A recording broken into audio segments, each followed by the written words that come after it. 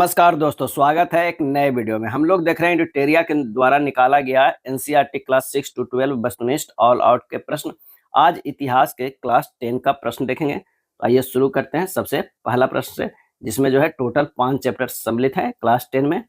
पहला प्रश्न है कि राष्ट्रवाद की पहली स्पष्ट अभिव्यक्ति फ्रांस की क्रांति को क्यों माना जाता है? सत्य कथन का चयन करना है। तो प्रभु सत्ता राजतंत्र से निकलकर फ्रांसीसी नागरिकों के समूह में हस्तांतरित हो गई, सही है। सामूहिक पहचान की भावना विकसित होने के कारण, ये भी सही है। नए फ्रांसीसी झंडे के कारण जिसने पुराने राष्ट्रध्वज की जगह ले ली, ये भी सही है। आंसर हमारा हो जाएगा डी, 1, 2, 3 सही है। राष्ट्रवाद की पहली स्पष्ट अभिव्यक्ति 1789 ईस्वी में फ्रांसीसी क्रांति के साथ हुई। 1789 में फ्रांस एक ऐसा राज्य था जिसके संपूर्ण भूभाग पर एक निरंकुश राजा का आधिपत्य था। फ्रांसीसी क्रांति से जो राजनीतिक और संवैधानिक बदलाव हुए, उनसे प्रभु सत्ता राजतंत्र से निकलकर फ्रांसीसी नागरिकों के समूह में हस्तांतरित हो गई। क्रांति ने घोषणा की कि अब लोगों द्वारा राष्ट्र का गठन होगा और वे उसकी जो है नीति तय करेंगे। प्रारंभ से ही फ्रांसीसी क्रांतिकारियों ने ऐसे अनेक कदम उठाए जिनसे फ्रांसीसी लोगों में एक सामूहिक पहचान की भावना पैदा हो सकती थी। पितृभूमि और नागरिक जैसे विचारों ने एक संयुक्त समुदाय के विचार पर बल दिया, जिसे एक संविधान के अंतर्गत समान अधिकार प्राप्त है। अतः एक नया फ्रांसीसी झंडा तिरंगा चुना गया, जिसने पहले के राष्ट्रध्वज को जगह ले ली। स्टेट जनरल का चुनाव सक्रिय नागरिकों के समूह द्वारा किए जाने लगा और उसका नाम बदलकर नेशनल असेंबली जो है वो कर दिया गया। नेक्स्ट प्रश्न है कि नेपोलियन के नागरिक संहिता में निम्न प्रावधान थे, सत्य कथन का चयन करना है। तो जन्म पर आधारित विशेषाधिकार समाप्त कर दिया गया, बिल्कुल सही। कानून के समक्ष बराबरी और संपत्ति के अधिकार को सुरक्षित बनाया, सही। इस संहिता को फ्रांसीसी नियंत्रण के अधीन क्षेत्रों में भी लागू किया गया, ये भी सही। आंसर हमारा हो जाएगा डी, 1, 2, 3 तीनों जो है वो सही है। प्रशासनिक क्षेत्र में उसने क्रांतिकारी सिद्धांतों को समावेश किया था ताकि पूरी व्यवस्था अधिक तर्कसंगत हो और कुशल बन सके। किसने? नेपोलियन ने। 1804 की नागरिक संहिता, जिसे आमतौर पर नेपोलियन की संहिता के नाम से जाना जाता है, ने जन्म पर आधारित विशेषाधिकार समाप्त कर दिया था। उसने कानून के समक्ष बराबरी और संपत्ति के अधिकार को सुरक्षित बनाया। इस संहिता को फ्रांसीसी नियंत्रण के अधीन क्षेत्रों में भी जो है वो लागू किया गया। अगला है हैब्सबर्ग साम्राज्य के संबंध में निम्नलिखित कथनों पर विचार करें। हैब्सबर्ग साम्राज्य, सत्य कथन का चयन करें। तो यह बहुभाषी तथा बहुनस्ली साम्राज्य था, बिल्कुल सही। यह साम्राज्य ऑस्ट्रिया तथा हंगरी पर शासन करता था, यह भी सही। तो 1 और 2 दोनों जो है सही है। 3 के क्या होगा? सी हो जाएगा। ऑस्ट्रिया हंगरी पर शासन करने वाला हैब्सबर्ग साम्राज्य कई अलग अलग क्षेत्रों में जन समूहों को जोड़कर बना था। इसमें एल्प्स के टिरोल, ऑस्ट्रिया और सुडेनलैंड जैसे इलाकों के साथ साथ बोहेमिया भी शामिल था, जहां के कुलीन वर्ग में जर्मन भाषा बोलने वाले ज्यादा थे। हैब्सबर्ग साम्राज्य में लॉम्बार्डी और वेनेशिया जैसे इतालवी भाषी प्रांत भी शामिल थे। हंगरी में आधे लोग मैग्यार भाषा बोलते थे, जबकि बाकी लोग विभिन्न बोलियां का इस्तेमाल करते थे। गालिसिया में कुलीन वर्ग पोलिश भाषा जो है वो बोलते थे। क्या है? बोलते थे। आंसर हमारा 1 और 2। एले क्या थी? एले क्या थी? तो ये जो है कपड़ा नापने का पैमाना। जर्मनी में एले कपड़े को नापने का पैमाना था, जिसकी लंबाई जगह बदलने के साथ घटती बढ़ती थी। अगर 1 एल कपड़ा फ्रैंकफर्ट में खरीदा जाता था तो 54.7 सेंटीमीटर मिलता। मेंज में 55.1 सेंटीमीटर, न्यूरेमबर्ग में 65.6 सेंटीमीटर, फ्राइमबर्ग में 53.5 सेंटीमीटर मिलता था। एले क्या था? कपड़ा नापने का पैमाना। अगला है 1815 के बाद यूरोप में पुनः स्थापित रूढ़िवादी व्यवस्था की निम्नलिखित विशेषताएं थी। सत्यकूट का जो है वो चयन करना है। तो राजतंत्र, बिल्कुल सही। चर्च, सही। सामाजिक उच्च नीच को बनाए रखना, सही। निजी संपत्ति को राज्य के अधीन लाना, ये गलत। आंसर हो जाएगा 5 के 1, 2, 3 था। 1815 में नेपोलियन की हार के बाद यूरोपीय जो है सरकारें रूढ़िवादी की भावना से प्रेरित थी। रूढ़िवादी मानते थे कि राज्य और समाज की स्थापित पारंपरिक संस्थाएं जैसे राजतंत्र, चर्च, सामाजिक उच्च नीच, संपत्ति और परिवार को बनाए रखना चाहिए। वे निजी संपत्ति पर राज्य के अधिकार का दावा करने के पक्ष में नहीं थे, क्योंकि वे स्वयं संपत्ति धारक थे। अगला है ज्यूसेप्पी मैत्सिनी के संबंध में निम्नलिखित कथनों पर विचार कीजिए, सत्य कथन का चयन कीजिए। तो वह कार्बोनारी के गुप्त संगठन का सदस्य बना, बिल्कुल सही। उसने दो और भूमिगत संगठनों की स्थापना की। पहला था बर्न में यंग इटली और दूसरा मार्सेई में यंग यूरोप। तो ये गलत, आंसर हमारा हो जाएगा छठा के ए हो जाएगा। इटली का क्रांतिकारी जुसेफी मैत्सिनी का जन्म जो है 1807 ईस्वी में जेनुआर में हुआ था और वह कार्बोनारी के गुप्त संगठन का सदस्य बन गया। 24 साल की युवावस्था में लिगुरिया में क्रांति करने के लिए उसे बहिष्कृत कर दिया गया। तत्पश्चात उसने दो और भूमिगत संगठनों की स्थापना की। पहला था मार्सेई में यंग इटली। मार्सेई में क्या था? Young Italy. यहाँ यंग यूरोप है तो यंग इटली। और जो है दूसरा बर्न में यंग यूरोप, जिसके सदस्य पोलैंड, फ्रांस, इटली और जर्मन राज्यों में समान विचार रखने वाले जो है वो युवा थे। क्या है? युवा थे। आंसर हो जाएगा ए। मैटरनिख ने किसे हमारी सामाजिक व्यवस्था का सबसे खतरनाक दुश्मन बताया? और इसका सही आंसर हो जाएगा जुसेपी मैत्सिनी को। मैत्सिनी का विश्वास था कि ईश्वर की मर्जी के अनुसार राष्ट्र ही मनुष्यों की प्राकृतिक इकाई थी। अतः इटली छोटे राज्यों और प्रदेशों के पैबंदों की तरह नहीं रह सकता था। उसे जोड़कर राष्ट्रों के व्यापक गठबंधन के अंदर एकीकृत गणतंत्र बनाना ही था। यह एकीकरण ही इटली की मुक्ति का आधार हो सकता था। उसके इस मॉडल की देखा देखी जर्मनी, फ्रांस, स्विट्जरलैंड और पोलैंड में गुप्त संगठन कायम किए गए। मैत्सिनी द्वारा राजतंत्र का घोर विरोध करके और प्रजातांत्रिक गणतंत्रों के अपने स्वप्न से मैत्सिनी ने रूढ़िवादी को हरा दिया। मैटरनिख ने उसे हमारी सामाजिक व्यवस्था का सबसे खतरनाक जो है दुश्मन बताया। यूनान ऑटोमन साम्राज्य से कब स्वतंत्र हुआ? और इसका सही आंसर हो जाएगा 1832 ईस्वी में जो है वो स्वतंत्र हुआ। कब? 1832 ईस्वी में। रूमानीवाद के संबंध में निम्नलिखित कथनों पर विचार कीजिए और सत्य कथन का जो है वो चयन कीजिए कि क्या है। तो रूमानी कलाकारों और कवियों ने तर्क, वितर्क और विज्ञान के महिमा मंडल की आलोचना की। सही है। वह एक साझा सामूहिक विरासत की अनुभूति और एक साझा सांस्कृतिक अतीत को राष्ट्र का आधार बनाना चाहते थे। ये भी सही। आंसर हो जाएगा सी। 1 और 2 दोनों सही। रूमानीवाद एक ऐसा सांस्कृतिक आंदोलन था जो एक खास तरह के राष्ट्रीय भावना का विकास करना चाहता था। आमतौर पर रोमानी कलाकारों और कवियों ने तर्क, वितर्क और विज्ञान के महिमा मंडन की आलोचना की और उसकी जगह भावनाओं, अंतर्दृष्टि और रहस्यवादी भावनाओं पर जोर दिया। उनका प्रयास था कि एक साझा सामूहिक विरासत की अनुभूति और एक साझा सांस्कृतिक अतीत को राष्ट्र का आधार बनाया जाए।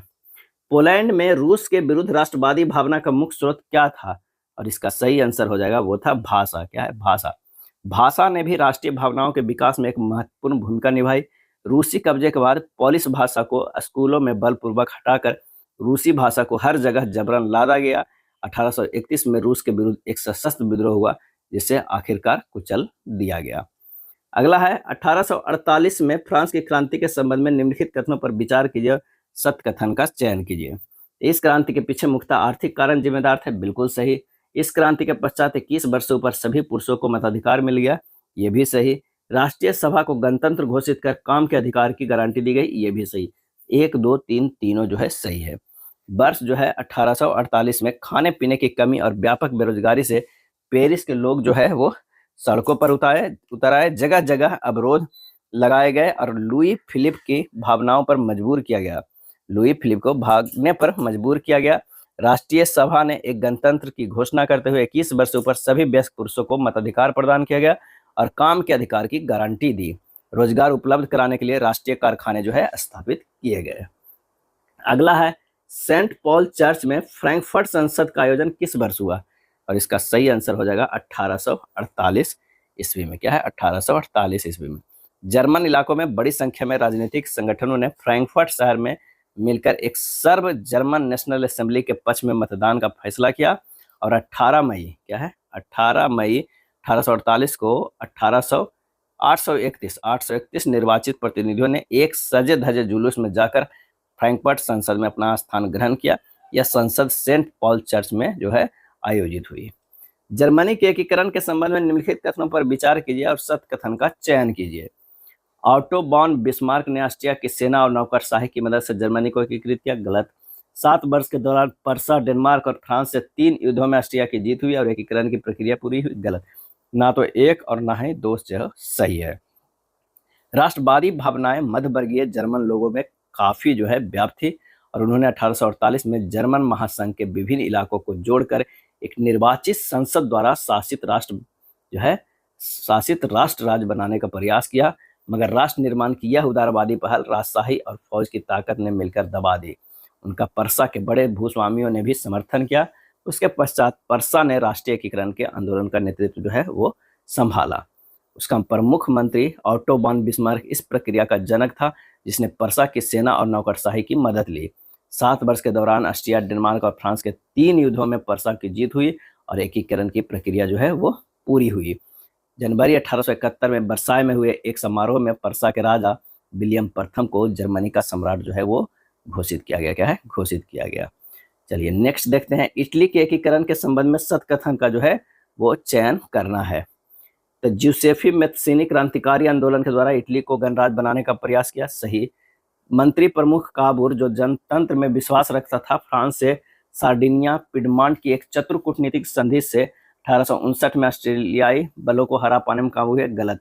ज्यूसेफी गैरिबोल्डी के नेतृत्व में भारी संख्या में सशस्त्र स्वयंसेवकों ने युद्ध में हिस्सा लिया। सही है। 1 और 3 जो है वो कथन सही है। क्या है? 1 और 3 कथन सही है। आयरलैंड को ब्रिटेन में कब सम्मिलित किया गया? और इसका सही आंसर हो जाएगा 1801 में जो है वो सम्मिलित किया गया। अंग्रेजों ने आयरलैंड में प्रोटेस्टेंट धर्म मानने वाले को बहुसंख्यक कैथोलिक देश पर प्रभुत्व बढ़ाने में सहायता की। ब्रितानी प्रभाव के विरुद्ध हुए कैथोलिक विद्रोह के निर्ममता से कुचल दिया गया। वोल्फटोन और उसकी यूनाइटेड आयरिश में जो है 1798 की अगुवाई में हुए असफल विद्रोह के बाद 1801 ईस्वी में जो है आयरलैंड को क्या हुआ? आयरलैंड को बलपूर्वक यूनाइटेड किंगडम में शामिल किया गया। एक नए ब्रितानी राष्ट्र का निर्माण किया गया, जिस पर हावी आंग्ला संस्कृति का प्रसार किया गया। नए ब्रिटेन के प्रतीक चिन्हों जैसे ब्रितानी झंडा, यूनियन जैक और राष्ट्रीय गान God save our novel king को खूब बढ़ावा दिया गया और पुराने राष्ट्र इस संघ में मातहत सहयोगी के रूप में जो है रह गए। नेपोलियन ने नागरिक संहिता किस वर्ष जारी किया? और इसका सही आंसर हो जाएगा 1804 ईस्वी में। आयरलैंड को ब्रिटेन में कब सम्मिलित किया गया? 1801 में। और नेपोलियन ने नागरिक संहिता किस वर्ष जो है जारी किया? तो 1804 ईस्वी में। नेपोलियन के द्वारा यूरोप के अन्य देशों में जीते हुए क्षेत्रों में क्या प्रतिक्रिया हुई, ये बताना है। तो प्रारंभ में फ्रांसीसी सेनाओं का स्वागत किया गया। बिल्कुल सही। नई प्रशासनिक व्यवस्थाओं के कारण उन्होंने फ्रांस का विरोध करना प्रारंभ कर दिया। ये भी सही। 1 और 2 दोनों जो है सही है। हालांकि जीते गए इलाकों में फ्रांसीसी शासन के प्रति स्थानीय लोगों की प्रतिक्रियाएं मिली जुली थी। शुरू में होलैंड और स्विट्जरलैंड जैसे कई स्थानों पर, साथ ही ब्रसेल्स, मेज, मिलान और बारसा जैसे कुछ शहरों में फ्रांसीसी सेनाओं का स्वागत आज़ादी के अग्रदूतों के रूप में जो है वो किया गया। लेकिन शुरुआती उत्साह जल्द ही दुश्मनी में बदल गया, क्योंकि यह साफ हो गया कि नई प्रशासनिक व्यवस्थाएं राजनीतिक आज़ादी के साथ साथ नहीं चल रही थी। बढ़ा हुआ टैक्स, सेंसरशिप और बाकी यूरोप को जीतने के लिए फ्रांसीसी सेनाओं में जबरदस्ती भर्ती, ये सभी बातें प्रशासनिक बदलावों के फायदे पर भारी पड़ती दिखी। नेक्स्ट प्रश्न है कि जॉल बेराइन के संदर्भ में निम्नलिखित कथनों पर विचार कीजिए और सत्य कथन का चयन कीजिए। तो यह एक शुल्क संघ था। बिल्कुल सही। इसे 1834 ईस्वी में परसा के पहल पर बनाया गया था। ये भी सही। इस संघ ने शुल्क अवरोधों को समाप्त कर दिया और मुद्राओं की संख्या पहले 30 से अधिक घटाकर 1 कर दिया गया। ये गलत। आंसर हमारा हो जाएगा 1 और 2 सही है। 1800 जो है वो 34 ईस्वी में प्रसिया की पहल पर एक कस्टम यूनियन या जॉल बेरिन का गठन किया गया, जिसमें अधिकांश जर्मन राज्य शामिल हो गए। इस यूनियन में टैरिफ बाधाओं को समाप्त कर दिया और मुद्राओं की संख्या को 30 से घटाकर केवल 2 कर दिया। रेलवे नेटवर्क के निर्माण में आवागमन की और अधिक बढ़ावा दिया, जिससे आर्थिक हितों को राष्ट्रीय एकीकरण से जोड़ने में मदद मिली। अगला है, जब फ्रांस छींकता है तो बाकी यूरोप की सर्दी जुकाम हो जाता है। यह किसका कथन था? और यह कथन था मैटरनिख को। क्या है? मैटरनिख का। मैटरनिख ने एक बार कहा था, जब फ्रांस छींकता है तो बाकी यूरोप को जुकाम हो जाता है। United kingdom of great Britain का गठन किस वर्ष हुआ? और इसका सही आंसर हो जाएगा 1707 ईस्वी में। इंग्लैंड और स्कॉटलैंड के बीच एक्ट ऑफ यूनियन 1707 के परिणाम स्वरूप United kingdom of great Britain का गठन हुआ। इसका असल मतलब यह है कि इंग्लैंड स्कॉटलैंड पर अपना प्रभाव जमाने में सफल रहा। इसके बाद से ब्रिटिश संसद में अंग्रेज सदस्यों का ही वर्चस्व रहा। ब्रिटिश पहचान के विकास का अर्थ यह था कि स्कॉटलैंड की ब्रिटिश संस्कृति और राजनीतिक संस्थाओं को सुनियोजित ढंग से दबाया गया। अगला है, प्रथम विश्व युद्ध ने भारतीय समाज पर क्या प्रभाव डाला? सत्य कथन का चयन करना। तो करों में वृद्धि की गई। सही है। खाद्य पदार्थों का भारी अभाव पैदा हो गया। सही है। सिपाहियों को जबरन भर्ती किया गया, ये भी सही है। आंसर हो जाएगा डी, 1, 2, 3 जो है वो सही है। विश्व युद्ध ने एक नई आर्थिक और राजनीतिक स्थिति पैदा कर दी थी। इसके कारण रक्षा व्यय में भारी इजाफा हुआ। इस खर्चे की भरपाई करने के लिए युद्ध के नाम पर कर्ज लिए गए और करों में वृद्धि की गई। सीमा शुल्क बढ़ा दिया गया और आयकर शुरू किया गया। युद्ध के दौरान कीमतें तेजी से बढ़ रही थी। 1913 से 1918 के बीच कीमतें दुगनी हो चुकी थी, जिसके कारण आम लोगों की मुश्किलें जो है वो बढ़ गई थी। नेक्स्ट है, रॉलेट एक्ट के संबंध में असत्य कथन का चयन करें। असत्य कथन का चयन करें। तो भारतीय सदस्यों के भारी विरोध के बावजूद इस कानून को ब्रिटिश संसद ने बहुत जल्दीबाजी में पारित कर दिया था। तो ये जो है असत्य है। गांधी जी 1919 में प्रस्तावित रॉलेट एक्ट 1919 के खिलाफ एक राष्ट्रव्यापी सत्याग्रह आंदोलन चलाने का फैसला लिया। सही है। राजनीतिक कैदियों को 2 साल तक बिना मुकदमा चलाए जेल में बंद रखने का अधिकार मिल गया था। सही। जनता द्वारा रैलियों और हड़ताल कर इस कानून का विरोध किया गया। सही है। तो आंसर हमारा कौन सा हो जाएगा? वो हो जाएगा ए, हो जाएगा। क्या है? ए होगा। 1919 में खिलाफत समिति का गठन कहाँ किया गया था? तो ये बम्बई में किया गया। क्या था? बम्बई में किया गया था। महात्मा गांधी की पुस्तक हिंद स्वराज किस वर्ष लिखी गई थी? तो 1909 में लिखी गई। कब लिखी गई थी? 1909 में लिखी गई थी। भारत में ब्रिटिश शासन भारतीयों के सहयोग से ही स्थापित हुआ था और यह शासन इसी सहयोग के कारण चल रहा था। अगर भारत के लोग अपना सहयोग वापस ले ले तो जो है साल भर के भीतर ब्रिटिश शासन ढह जाएगा और स्वराज की स्थापना हो जाएगी। अपनी पुस्तक जो है हिंद स्वराज में महात्मा गांधी ने कहा था। आंसर हमारा क्या होगा? ए होगा। असहयोग आंदोलन के संचालन के संबंध में निम्नलिखित कथनों पर विचार कीजिए और सत्य कथन का चयन कीजिए। आंदोलन की शुरुआत शहरी मध्य वर्ग ने की। सही है। सभी पार्टियों ने परिषद चुनावों का बहिष्कार किया। गलत है। भारतीय खादी कपड़ों के महंगे होने के कारण गरीबों द्वारा विदेशी कपड़ों का बहिष्कार लंबे समय तक नहीं किया गया। ये भी सही है। आंसर हमारा हो जाएगा 1 और 3 जो है वो सही है। सी आंसर हो जाएगा। क्या है? सी आंसर हो जाएगा। विदेशी सामानों का बहिष्कार किया गया, परंतु खादी का कपड़ा मिलों में भारी पैमाने पर बनने वाले कपड़ों के मुकाबले प्राय महंगा होता था और गरीब उसे नहीं खरीद सकते थे। वे मिलों के कपड़े को लंबे समय तक बहिष्कार जो है नहीं कर पाए थे। अगला है, अवध किसान सभा के गठन के से संबंधित निम्नलिखित कथनों पर विचार कीजिए और सत्य कथन का जो है चयन कीजिए। इसका गठन अक्टूबर 1920 में किया गया। सही है। जवाहरलाल नेहरू, बाबा रामचंद्र एवं कुछ अन्य लोगों के नेतृत्व में इसका गठन हुआ था। बिल्कुल सही। असहयोग आंदोलन के समय कांग्रेस नेताओं ने अवध किसान संघर्ष को इस आंदोलन में शामिल करने का प्रयास किया। ये भी सही। आंसर हो जाएगा 1, 2, 3 जो है वो सही है। अवध में सन्यासी बाबा रामचंद्र किसानों का नेतृत्व कर रहे थे। बाबा रामचंद्र इससे पहले फिजी में गिरमिटिया मजदूर के तौर पर काम कर चुके थे। उनका आंदोलन ताल्लुकदारों और जमींदारों के खिलाफ था, जो किसानों से भारी भरकम लगान और तरह तरह के कर जो है वसूल कर रहे थे। नेक्स्ट प्रश्न है, गुडेम विद्रोह के संबंध में निम्नलिखित कथनों पर विचार करें और सत्य कथन का चयन करें। आइए देखते हैं कौन सा कथन सही है। यह विद्रोह कर्नाटक के गुडेम पहाड़ियों में 1920 में प्रारंभ हुआ था। तो ये जो है गलत है। क्या है? गलत है। आंध्र प्रदेश के गुडेम पहाड़ियों में 1920 के दशक की शुरुआत में यह उग्र गुरिल्ला आंदोलन जो है फैल गया था। यह एक प्रकार का गुरिल्ला आंदोलन था जिसका नेतृत्व अल्लूरी सीताराम राजू ने किया। सही। राजू महात्मा गांधी के महानता के गुण गाते थे। ये भी सही। तो 2 और 3 सही हो जाएगा। आंसर हमारा जो है वो बी हो जाएगा। क्या है? बी हो जाएगा। कर्नाटक के गुडेम पहाड़ियों में, आंध्र प्रदेश के गुडेम पहाड़िया होगा, तो आंसर हमारा बी होगा। स्वराज पार्टी के संबंध में असत्य कथन का चयन करना है। असत्य कथन का जो है चयन करना है। असहयोग आंदोलन के पश्चात राजनीतिक में सक्रिय होने के लिए कुछ कांग्रेस नेताओं ने कांग्रेस से पृथक एक अलग स्वराज पार्टी का जो है वो गठन किया। तो ये हमारा जो है असत्य है। CR दास और मोतीलाल नेहरू स्वराज पार्टी के महत्वपूर्ण नेता थे जो परिषद राजनीति में वापस लौटना चाहते थे। सही है। वे 1919 के गवर्नमेंट ऑफ इंडिया एक्ट के तहत गठित की गई प्रांतीय परिषदों के चुनाव में हिस्सा लेना चाहते थे। सही है। स्वराज पार्टी का लक्ष्य परिषदों में रहते हुए ब्रिटिश नीतियों को विरोध करना था। यह भी सही। आंसर हमारा जो है 28 का ए हो जाएगा। क्या है? ए होगा। साइमन कमीशन के बारे में निम्नलिखित कथनों पर विचार कीजिए और सत्य कथन का चयन कीजिए। ब्रिटेन के लिबरल सरकार ने सर जॉन साइमन के नेतृत्व में एक वैधानिक आयोग का जो है वो गठन किया। ये गलत है। इसका मुख्य उद्देश्य भारत में संवैधानिक व्यवस्था की कार्यशैली का अध्ययन करना था और उसके बारे में सुझाव देने थे। सही है। भारत में इसके विरोध को देखते हुए वायसराय इरविन ने भारत के लिए डोमिनियन स्टेट का ऐलान किया था। ये भी सही। आंसर हमारा जो है 29 का क्या हो जाएगा? बी हो जाएगा। 2 और 3। ब्रिटेन की नई जो है टोरी सरकार ने सर जॉन साइमन के नेतृत्व में एक वैधानिक जो है आयोग का गठन कर दिया। राष्ट्रवादी आंदोलन के जवाब में गठित किए गए इस आयोग को भारत में संवैधानिक व्यवस्था की कार्यशैली का अध्ययन करना था और उसके बारे में सुझाव देने थे। इस आयोग में एक भी भारतीय सदस्य जो है वो नहीं था, सारे क्या था, अंग्रेज था।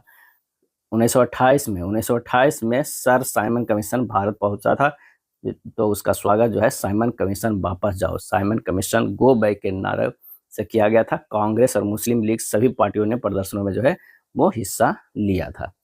सरना अवज्ञा आंदोलन को वापस लेते हुए गांधी जी ने इरविन के साथ कब समझौते पर जो है वो हस्ताक्षर किए, और इसका सही आंसर हमारा जो हो जाएगा वो हो जाएगा 5 मार्च 1931। क्या है, 5 मार्च 1931 को। इस गांधी इरविन समझौते के जरिए गांधी जी ने लंदन में होने वाले दूसरे गोलमेज सम्मेलन में हिस्सा लेने पर अपनी सहमति जो है वो व्यक्त कर दिए थे। नेक्स्ट है भाड़ा विरोधी आंदोलन के बारे में निम्नलिखित कथनों पर विचार कीजिए और सत्य कथन का चयन कीजिए। भाड़ा विरोधी, तो यह आंदोलन छोटे किसानों द्वारा जो जमींदारों से पट्टे पर जमीन लेकर खेती कर रहे थे, सही है। जमींदारों को भाड़ा चुकाने से माफी के लिए प्रारंभ किए गए इस आंदोलन का नेतृत्व समाजवादियों और कम्युनिस्टों ने किया, सही है। कांग्रेस ने खुलकर भाड़ा विरोधी आंदोलन का समर्थन किया, ये गलत है। आंसर हो जाएगा 1 और 2 जो है वो सही है। क्या है, सही है। नेक्स्ट है भारतीय वाणिज्य एवं उद्योग परिसंघ, federation of Indian chambers of जो है कॉमर्स एंड हिस्ट्री, फिक्की का गठन कब किया गया, और इसका सही आंसर हमारा जो हो जाएगा 1927 ईस्वी में किया गया। पहले विश्व युद्ध के दौरान भारतीय व्यापारियों और उद्योगपतियों ने भारी मुनाफा कमाया था और वे ताकतवर हो चुके थे।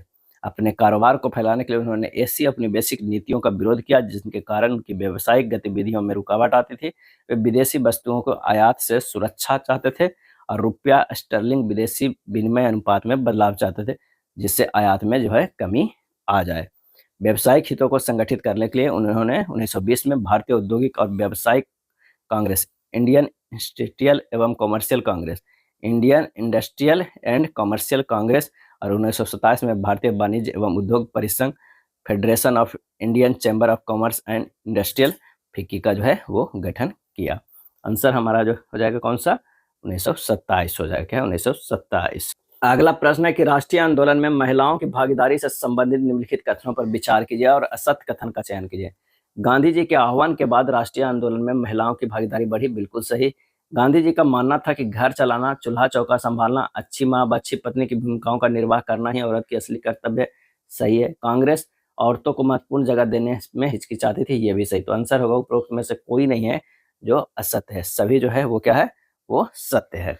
डॉक्टर अंबेडकर ने किस वर्ग दलितों के लिए दमित या दलित वर्ग एसोसिएशन का गठन किया, और इसका सही आंसर हमारा जो हो जाएगा 1930 ईस्वी में। क्या है, 1930 ईस्वी में। सन्यासिनी रूपी जो है भारत माता की विख्यात छवि को सर्वप्रथम किसने चित्रित किया, और इसका सही आंसर होगा अवनींद्रनाथ टैगोर। अवनींद्रनाथ टैगोर हो जाएगा। राष्ट्र की पहचान सबसे ज्यादा किसी तस्वीर में अंकित की जाती है। इससे लोगों को एक ऐसी छवि गढ़ने में मदद मिलती है जिसके जरिए वे राष्ट्र को पहचान सकते हैं। 20वीं सदी में राष्ट्रवाद के विकास के साथ भारत की पहचान भी भारत माता की छवि का रूप लेने लगा। इस छवि के निर्माण का आरंभ बंकिम चंद्र चट्टोपाध्याय ने किया। 1870 के दशक में उन्होंने मातृभूमि की स्तुति के रूप में वंदे मातरम गीत लिखा था। बाद में इसे उन्होंने अपने उपन्यास आनंद मठ में शामिल कर लिया। यह गीत बंगाल में जो है वो स्वदेशी आंदोलन में खूब गाया गया। स्वदेशी आंदोलन के प्रेरणा से अविंद्रनाथ टैगोर ने भारत माता की विख्यात छवि को चित्रित किया। इस पेंटिंग में भारत माता को एक सन्यासिनी के रूप में जो है वो दर्शाया गया। वह शांत, गंभीर, दैवी और आध्यात्मिक गुणों से युक्त दिखाई देती है। आगे चलकर जब इस छवि को बड़े पैमाने पर तस्वीरों ने उतारा जाने लगा और विभिन्न कलाकार इस तस्वीर को बनाने लगे, तो भारत माता की छवि विविध रूप से ग्रहण करती गई। इस मातृ छवि के प्रति श्रद्धा को राष्ट्रवाद में आस्था का प्रतीक जो है वो मानने लगा गया। उपनिवेश काल में भारतीय झंडे के संबंध में निम्नलिखित कथनों पर विचार कीजिए और असत्य कथन का जो है चयन कीजिए। बंगाल में स्वदेशी आंदोलन के दौरान तिरंगा झंडा में हरा, पीला और लाल रंग थे, बिल्कुल सही।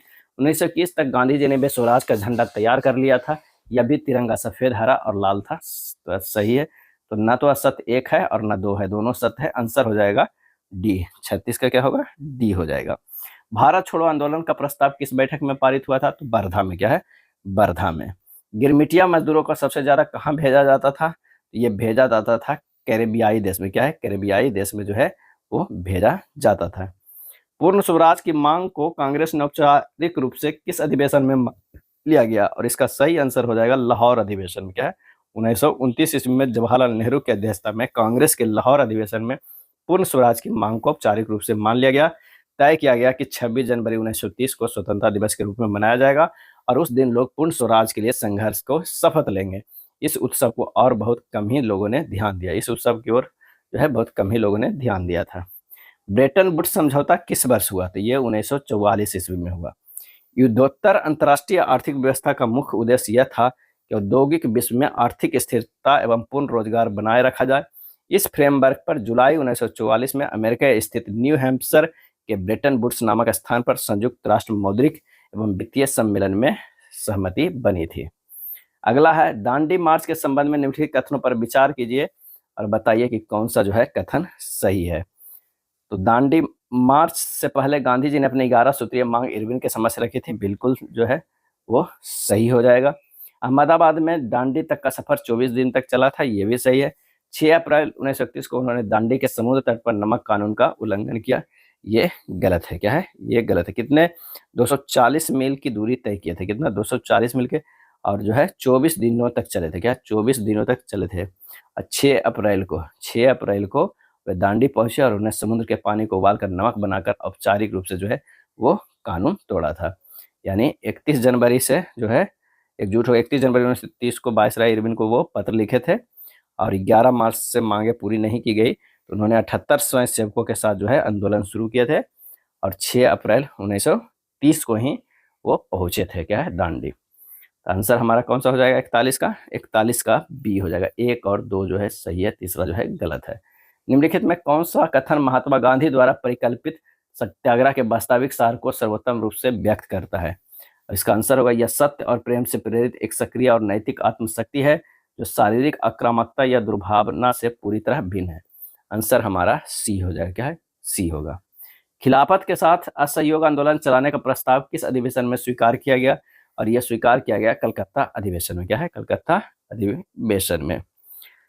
बारदोली सत्याग्रह के संबंध में निम्नलिखित कथनों पर विचार करें, सत्य कथन का जो है वो चयन करें। तो यह वर्ष 1928 में गुजरात में हुआ एक किसान आंदोलन था, सही है। इसका नेतृत्व सरदार वल्लभ भाई पटेल ने किया, ये भी सही है। तो सी हो जाएगा। 1 और 2 दोनों जो है यहाँ सही हो जाएगा। क्या है? 1 और 2 दोनों। बंधुआ मजदूरी के संबंध में निम्नलिखित में से कौन सा जो है वो विकल्प सही है, ये हमें बताना है। तो एक बंधुआ मजदूर जो किसी नए देश या घर तक पहुंचने का किराया चुकाने के लिए एक निश्चित समय तक किसी नियोक्ता के लिए काम करने के अनुबंध के तहत होता है। आंसर हमारा जो है वो बी हो जाएगा। निम्नलिखित में से संस्थाओं के किस जोड़े को आमतौर पर ब्रेटन वुड्स ट्विंस कहा जाता है? और इसका आंसर हमारा हो जाएगा अंतर्राष्ट्रीय मुद्रा कोष IMF और पुनः निर्माण एवं विकास के लिए अंतर्राष्ट्रीय बैंक IBRD। आंसर हमारा क्या हो जाएगा? वो बी हो जाएगा। 46 के बी हो जाएगा। ब्रेटन वुड्स सम्मेलन ने अपने सदस्य देशों के बाहरी अधिशेषों और घाटे से निपटने के लिए अंतर्राष्ट्रीय मुद्रा कोष IMF की स्थापना की। युद्ध के बाद पुनर्निर्माण के लिए वित्त पोषण हेतु अंतर्राष्ट्रीय पुनर्निर्माण और विकास बैंक, जिसे आमतौर पर विश्व बैंक के नाम से भी जाना जाता है, की स्थापना की गई। IMF और विश्व बैंक को ब्रेटन वुड्स संस्थाएं या कभी कभी ब्रेटन वुड्स जुड़वा कहा जाता है। युद्ध के बाद को अंतर्राष्ट्रीय जो है आर्थिक व्यवस्था को भी अक्सर ब्रेटन वुड्स प्रणाली के रूप में वर्णित किया जाता है। तो आंसर हमारा जो हो जाएगा बी होगा। 1929 में महामंदी के दौरान बंगाल के जूट उत्पादकों के बारे में निम्नलिखित कथनों पर जो है वो विचार कीजिए और बताइए कि कौन सा कथन जो है वो सही है। तो वे कच्चा जूट उगाते थे जिसे कारखानों में प्रोसेस करके बोरे बनाकर एक्सपोर्ट किया जाता था, सही है।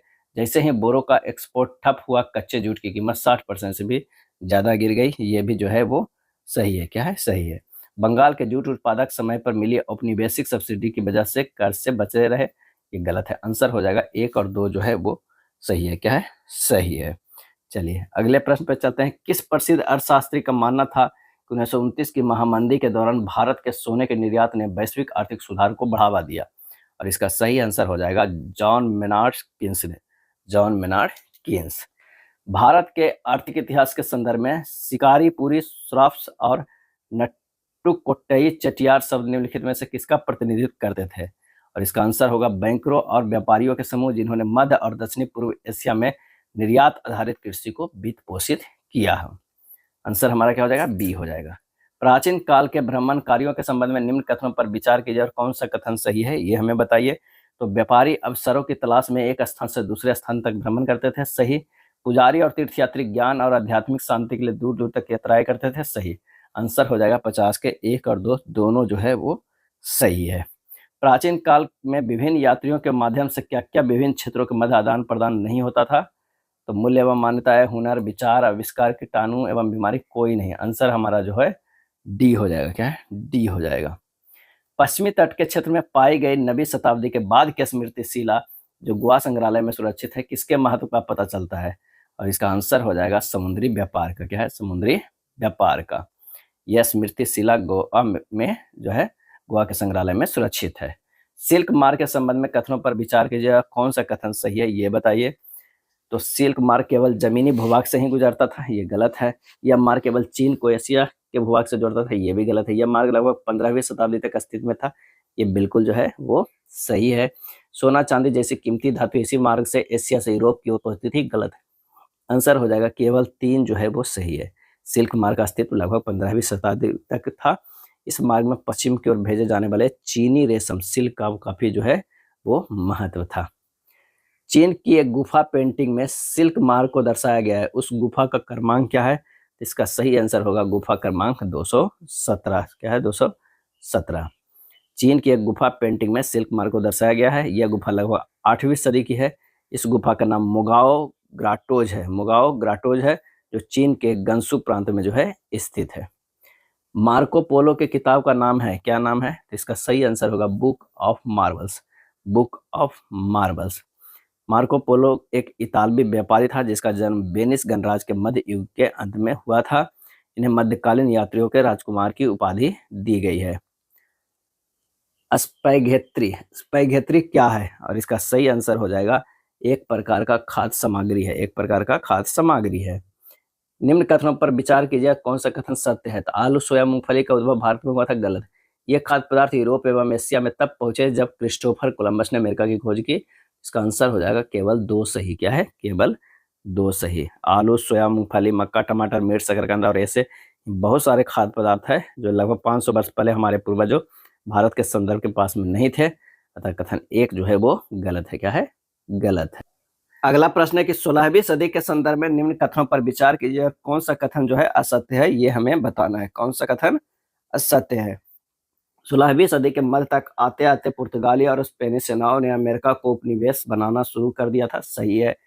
यूरोपीय सेनाओं ने पुर्तगाली एवं स्पेनिश अपनी सैन्य ताकत के बल पर अमेरिका के विभिन्न क्षेत्रों को जीता था, गलत है। इस समय अमेरिका वासियों में चेचक से लड़ने के लिए रोग प्रतिरोधी क्षमता विकसित हो चुकी थी, ये भी गलत है। आंसर हमारा जो हो जाएगा 2 और 3, केवल 2 और 3 जो है वो असत्य है। 16वीं सदी के मध्य तक आते आते पुर्तगाली और स्पेनिश सेनाओं ने अमेरिका को अपना उपनिवेश बनाना शुरू कर दिया था। यूरोपीय सेनाएं केवल अपनी सैनिक ताकत के दम पर नहीं जीती थी। स्पेनिश विजेताओं के सबसे शक्तिशाली हथियारों में परंपरागत किस्म का सैनिक हथियार तो कोई था ही नहीं। वे हथियार चेचक जैसे कीटाणु थे जो स्पेनिश सैनिकों और अफसरों के साथ अमेरिका जा पहुंचे थे। लाखों साल से दुनिया से अलग अलग थलग रहने के कारण अमेरिका के लोगों के शरीर में इन बीमारियों से बचने की रोग प्रतिरोधी क्षमता विकसित नहीं हुई थी। ये बीमारी अमेरिका के उन भागों में भी पहुंच गई जहां यूरोपियन लोगों ने कदम नहीं रखा था। तो आंसर हो जाएगा सी। ब्रिटेन में कॉर्न लॉ समाप्त करने का क्या प्रभाव हुए? असत्य कथन का जो है वो चयन करना है। तो कम कीमतों पर खाद्य पदार्थों का आयात किया जाने लगा, सही। ब्रिटिश किसानों की हालत बिगड़ने लगी। ब्रिटेन में उपभोग का स्तर बढ़ गया। क्या है? बढ़ गया। आंसर हमारा हो जाएगा उपरोक्त में से कोई नहीं है जो असत्य है। अगला है अर्थशास्त्रियों द्वारा अंतरराष्ट्रीय आर्थिक विनिमय में 3 तरह के प्रवाहों का उल्लेख करें, सत्य कथन का चयन करें। पहला प्रवाह व्यापार का होता है, दूसरा प्रवाह पूंजी का होता है, तीसरा प्रवाह श्रम का होता है। आंसर हो जाएगा डी 1, 2, 3 तीनों जो है वो सही है। नेक्स्ट है यूरोपीय ताकतों द्वारा अफ्रीका का विभाजन लकीर खींचकर किया गया है। इस संबंध में निम्नलिखित कथनों पर विचार कीजिए और सत्य कथन का चयन कीजिए। इस संबंध में बैठक 1885 में हुई, या बैठक बर्लिन में किया गया, ये भी सही। अफ्रीका के इस प्रकार के विभाजन ने कई जनजातीय इलाकों को असमान रूप से विभाजित कर दिया, ये भी सही है। आंसर हमारा क्या हो जाएगा? 1, 2 तीनों जो है वो सही है। यूरोपीय समृद्धि में बीमारियों की भूमिका किस प्रकार से रही? सत्य कथन का चयन करें। तो अमेरिका तथा अफ्रीकी महाद्वीप में स्थानीय जनजाति एवं लोगों को समाप्त कर उनकी भूमि हथियाने में, अफ्रीकियों को श्रम बाजार में धकेलने में, ये दोनों सही है। तो 1 और 2 दोनों जो है वो सही है। होम चार्जेज क्या है? होम चार्जेज में क्या सम्मिलित है? सत्कथन का जो है चयन करना है। तो ब्रितानी अफसर तथा व्यापारियों द्वारा अपने घर में भेजी गई निजी रकम, सही है। भारतीय बाहरी कर्ज पर ब्याज, भारत में काम कर चुके ब्रितानी अफसरों की पेंशन, यानी 1, 2, 3 तीनों जो है वो सही है। ब्रिटेन के व्यापार से जो अधिशेष हासिल होता था उससे तथाकथित होम चार्जेस, देसी खर्चे का निपटारा होता था। इसके तहत जो है ब्रितानी अफसरों और व्यापारियों द्वारा अपने घर में भेजी गई निजी रकम, भारतीय बाहरी कर्जे पर ब्याज और भारत में काम कर चुके ब्रितानी अफसरों की पेंशन जो है शामिल थी। अमेरिकी गृह युद्ध के भारत पर क्या परिणाम हुए? तो भारतीय बुनकरों के सामने कच्चे माल की समस्या उत्पन्न हो गई, सही है। ब्रिटिशों की निर्भरता भारतीय कृषि पर बढ़ गई, ये भी सही है। 1 और 2 दोनों जो है सही है। 18वीं सदी के अंत के दशकों में ब्रिटेन की अर्थव्यवस्था के संदर्भ में कथनों पर विचार कीजिए। कौन सा कथन सही है ये बताइए। इस समय ब्रिटेन में आबादी तेजी से बढ़ने पर भोजन की मांग तीव्र गति से बढ़ी थी, सही है। उद्योगों के विकास ने कृषि उत्पादकों की मांग बढ़ा दी थी, ये भी सही है। ब्रिटिश सरकार ने बड़े भूस्वामियों के दबाव में मक्का के आयात पर पाबंदी मार्शल लॉ के तहत लगा दी थी, गलत है। तो 1 और 2 दोनों जो है वो सही है। 65 के ये सही है। औद्योगिकरण के युग के संबंध में निम्न कथनों पर विचार कीजिए और कौन सा कथन सही है ये हमें बताना है कि कौन सा सही है। इंग्लैंड और यूरोप में फैक्ट्रियों की स्थापना के बाद ही अंतर्राष्ट्रीय बाजार के लिए बड़े पैमाने पर औद्योगिक उत्पादन होने लगा था, असत्य है।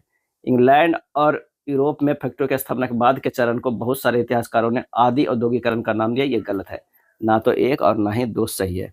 17वीं और 18वीं शताब्दी के दौरान इंग्लैंड और यूरोप में फैक्ट्रियों की स्थापना से भी पहले ही अंतर्राष्ट्रीय बाजार के लिए बड़े पैमाने पर औद्योगिक उत्पादन होने लगा था। यह उत्पादन फैक्ट्रियों में नहीं होता था। बहुत सारे इतिहासकार औद्योगिकरण के इस चरण को आदि औद्योगिकरण का नाम दिया था। क्या है? नाम दिया था। आंसर हमारा डी हो जाएगा। औद्योगिकरण के युग में यूरोप में गिल्ड था। क्या है? गिल्ड था। तो उत्पादकों का संगठन। क्या है? उत्पादकों का संगठन। औपनिवेशिक काल के भारतीय आर्थिक इतिहास के संदर्भ में गोमास्ता शब्द निम्नलिखित में से किसे संदर्भित करता है?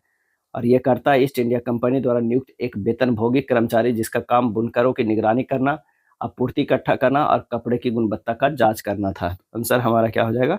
बी हो जाएगा। क्या है? बी। 19वीं सदी के मध्य में यूरोप के संदर्भ में निम्न कथनों पर विचार कीजिए और सत्य कथन कौन है ये बताइए। इस समय लगभग 10% शहरी आबादी निहायत गरीब थी, सही है। 1830 के दशक में आई आर्थिक मंदी जैसे दौरों में बेरोजगारों की संख्या विभिन्न क्षेत्रों में 10 से 20% तक पहुंच गई थी, गलत है। बेरोजगारी के मुख्य कारण उन उद्योग में स्पिनिंग जेनी मशीन का इस्तेमाल भी था, ये सही है। आंसर हो जाएगा 1 और 3 जो है वो सही है। क्या है? सही है।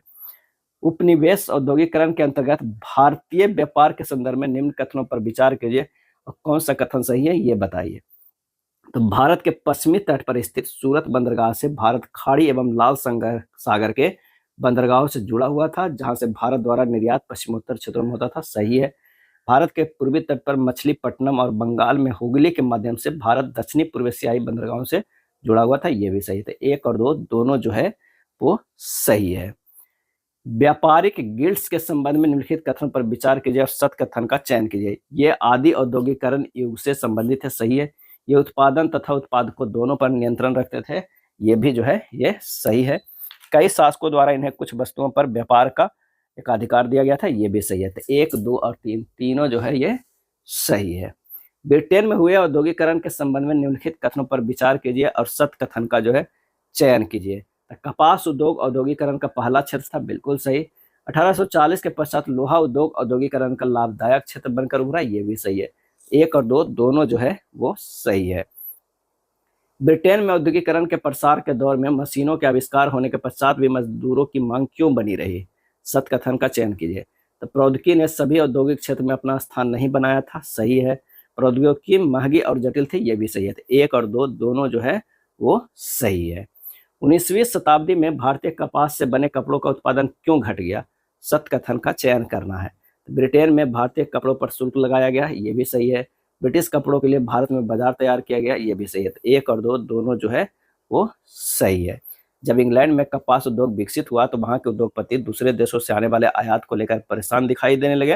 उन्होंने सरकार पर दबाव डाला कि वह अतीत कपड़े पर आयात शुल्क वसूल करे, जिससे मैनचेस्टर में बने कपड़े बाहरी प्रतिस्पर्धा के बिना इंग्लैंड में आराम से बिक सके।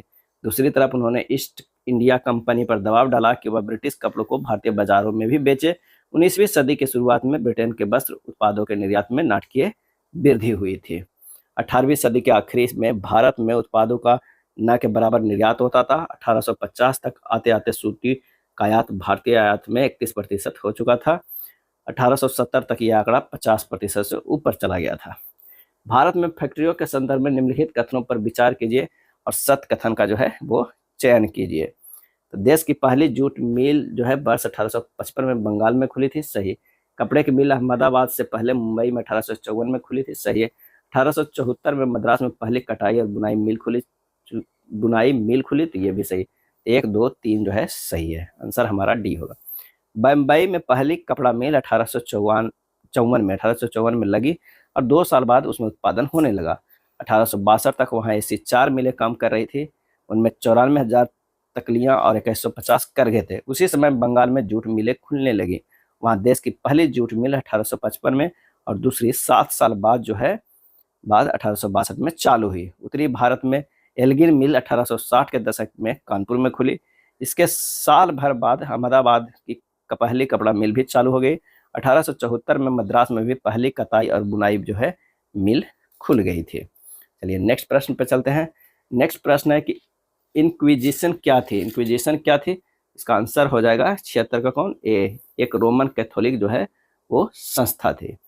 छापा खान प्रगति का सबसे ताकतवर औजार है, इससे बन रही जनमत की आंधी में निरंकुशवाद उड़ जाएगा, यह किसने कहा था? और इसका सही आंसर होगा लुईस सेबेस्टियन मर्सिये ने कहा था। कालक्रम का निर्धारण करें, कालक्रम का निर्धारण करें, तो ये हमारा कौन सा हो जाएगा? ये देखते हैं। आंसर हो जाएगा ए। क्या हो जाएगा? ए हो जाएगा। बिजली से चलने वाले प्रेस का निर्माण, ऑफसेट प्रेस का निर्माण, बेलनाकार प्रेस का आविष्कार, प्रेस के निर्माण धातु से होने लगा, यानी ए हमारा सही हो जाएगा। तुलसीदास की 16वीं सदी की किताब रामचरितमानस का पहला मुद्रित संस्करण किस वर्ष प्रकाशित हुआ? और इसका सही आंसर हो जाएगा 1810 ईस्वी में हुआ। अस्त्रित धर्म विचार नामक पुस्तक किसने लिखी? अस्त्रित धर्म विचार नामक, और इसका आंसर होगा राम चड्ढा ने। क्या है? राम चड्ढा ने। एकॉर्डियन शैली के संबंध में निम्नलिखित कथनों पर विचार कीजिए और सत्य कथन का चयन कीजिए। एकॉर्डियन शैली में सर्वप्रथम पारंपरिक यूरोपीय किताबें बनाई गई, गलत है। किताबों का सुलेखन खुशनबीसी करने वाले लोग करते थे, सही है। आंसर हो जाएगा केवल 2 सही। क्या है? केवल 2 सही। 81 के बी होगा। मुद्रण की सबसे पहले तकनीक चीन, जापान और कोरिया में विकसित हुई। यह छपाई हाथ से होती थी। तकरीबन 594 ईस्वी से चीन में स्याही लगे काठ के ब्लॉक था। तख्ती पर कागज को रगड़कर किताबें छापी जाने लगी थी। क्योंकि पतले छिद्रित कागज के दोनों तरफ छपाई संभव नहीं था, इसलिए पारंपरिक चीनी किताबें एकॉर्डियन शैली में किनारों को मोड़ने के बाद सील कर बनाई जाती थी।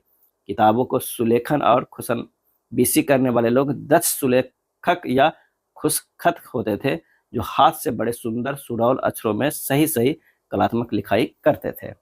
नेक्स्ट है जापान में मुद्रण के संबंध में निम्नलिखित कथनों पर विचार कीजिए और सत्य कथन का चयन कीजिए।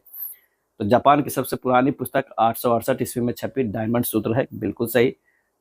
कोरियाई बौद्ध प्रचारक 1768 से 1770 ईस्वी के आसपास छपाई तकनीक को लेकर जापान में थे, गलत है। आंसर हो जाएगा 82 के बी। केवल जो है 2 सही है। क्या है? 2 सही है। आइए नेक्स्ट प्रश्न देखते हैं। यूरोप में मुद्रण के संबंध में निम्नलिखित कथनों पर विचार कीजिए, सत्य कथन का जो है वो चयन करें। 12वीं सदी में चीनी कागज यूरोप पहुंचा, गलत है। चीन के वुड ब्लॉक वाली छपाई तकनीक मार्को पोलो द्वारा 1295 ईस्वी में इटली पहुंची, ये सही है। 83 के जो है केवल 2 आंसर सही हो जाएगा। क्या है? 2 हो जाएगा। मुद्रण ईश्वर की दी हुई महानतम देन है, सबसे बड़ा तोहफा है, यह किसने कहा था? और ये कहा था मार्टिन लूथर किंग ने कहा था। बिब्लियोथिक ब्लू के संबंध में निम्नलिखित कथनों पर विचार कीजिए। बिब्लियोथिक ब्लू के संबंध में निम्नलिखित कथनों पर विचार कीजिए और सत्य कथन का जो है चयन कीजिए। तो यह मुद्रण तकनीक फ्रांस में प्रचलित थी, बिल्कुल सही। यह सस्ते कागज पर छपी नीले जिल में बधी छोटी किताबें हुआ करती थी, ये भी सही। तो 1 और 2 दोनों जो है वो सही है। मुद्रण संस्कृति ने फ्रांस की क्रांति के लिए किस प्रकार अनुकूल परिस्थितियां बनाई? तो चिंतकों के विचारों का प्रसार कर, सही। वाद विवाद संवाद की संस्कृति को जन्म देकर, सही। सामाजिक व्यवस्थाओं को लेकर सवाल खड़े कर, सही। तो आंसर हो जाएगा 1, 2, 3, तीनों जो है ये सही है। बंगाल गजट के संबंध में निम्नलिखित कथनों पर विचार कीजिए और सत्य कथन का चयन करें। तो सर्वप्रथम बार इसे जेम्स ऑगस्ट हिक्की द्वारा प्रकाशित किया गया था, सही।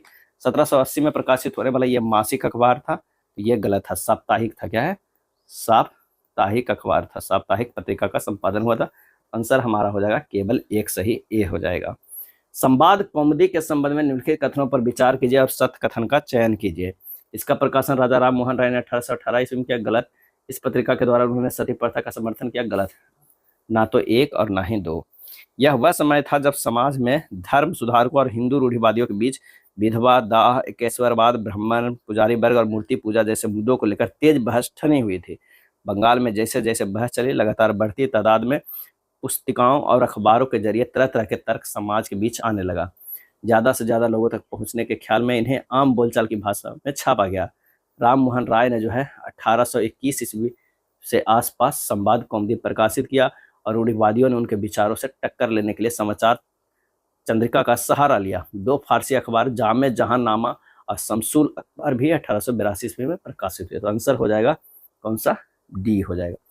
अमीर जीवन नामक पुस्तक के संबंध में निम्नलिखित कथनों पर विचार कीजिए और सत्य कथन का जो है चयन कीजिए।